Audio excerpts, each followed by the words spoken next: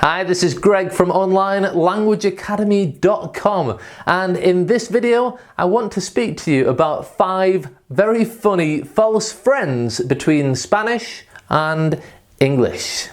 So let's go.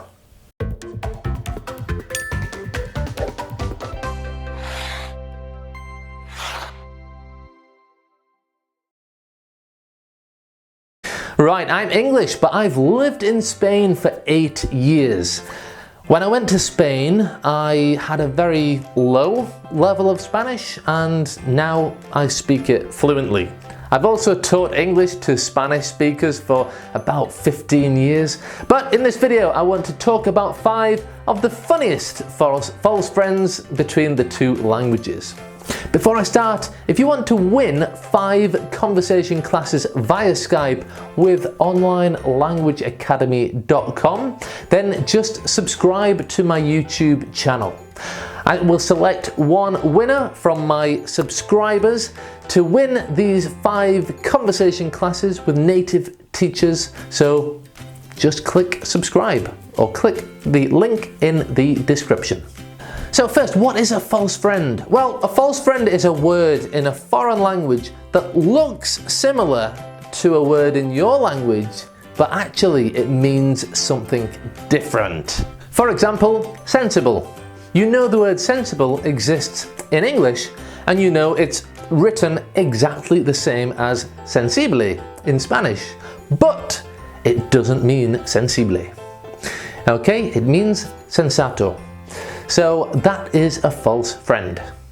Now let's have a look at 5 funny false friends between the two that I have experienced in my life.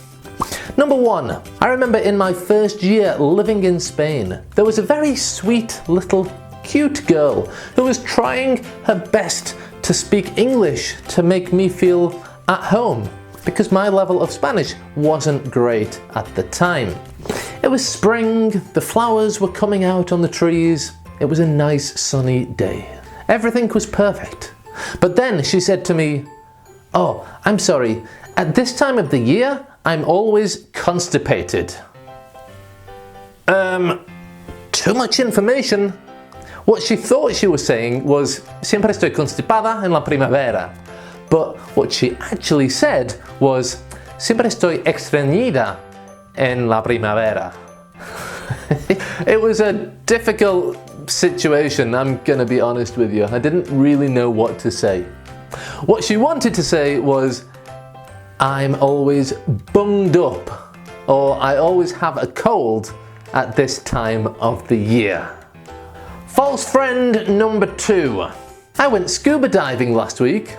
My friend John in Mexico also went scuba diving last week. Wow, what a wonderful casualty. Oh no, is everything okay? Casualty is not the right word here. If you have a casualty, you have a very serious injury or death. So saying that it's a wonderful casualty is not the appropriate thing to say. It would be like saying, "Wow, vaya accidente maravilloso." Now, what you wanted to say was, "Wow, what a wonderful coincidence." Coincidence means casualidad. False friend number 3, and it's a big one. A Spanish girl once said to me, "Sorry, I can't drink alcohol at the moment because I'm embarrassed." And I thought, what are you embarrassed about? Don't be embarrassed. Don't be ashamed. Of course, embarrassed is not embarazada. This actually works better in reverse. So let's take the example of my dad, true story, who went to a restaurant in Spain once. Now, it was one of those restaurants where you put your food on your plate and you take it to your table. And my dad tripped and his food fell on the floor everywhere. And my dad said to the waitress in his best, my dad doesn't speak very good Spanish, but he speaks a little bit of Spanish. And he said to the waitress in his fantastic accent, "Oh, lo siento mucho, pero mi comida está en el techo. Estoy muy embarazada." Yeah, he also confused techo and suelo. Oh man. False friend number 4, and this is another one which is best if we look at it in reverse. Because I once went to a Spanish friend's house for breakfast and their mother had made jam.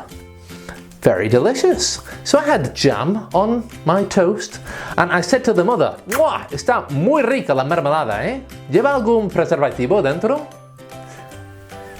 Awkward! Because preservative in English means conservativo in Spanish.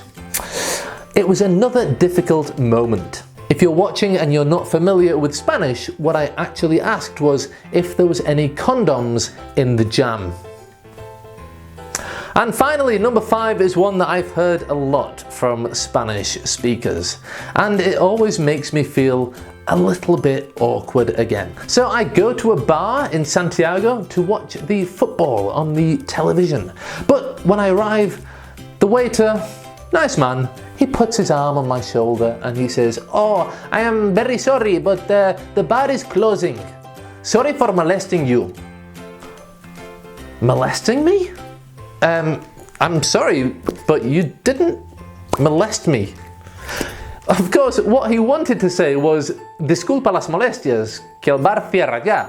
But actually, what he did say was, sorry for molesting you. This is like sorry for sexually harassing you. Touch in an inappropriate sexual way. Poof. What he should have said was, I'm sorry for the inconvenience. So hey, false friends are there to make language learning fun. You will make mistakes that are a bit embarrassing, but it doesn't matter. If you are able to laugh at your own mistakes, then just enjoy them. It's all part of language learning. And sometimes you are so embarrassed that you are never going to make that mistake again. O a veces estás tan embarazada que nunca más volverás a hacer este error. Alright, remember to subscribe to my YouTube channel if you want your chance to win 5 conversation classes via Skype with onlinelanguageacademy.com. All you have to do is subscribe, so do it now. Alright, thanks for watching and I'll see you soon. Bye for now.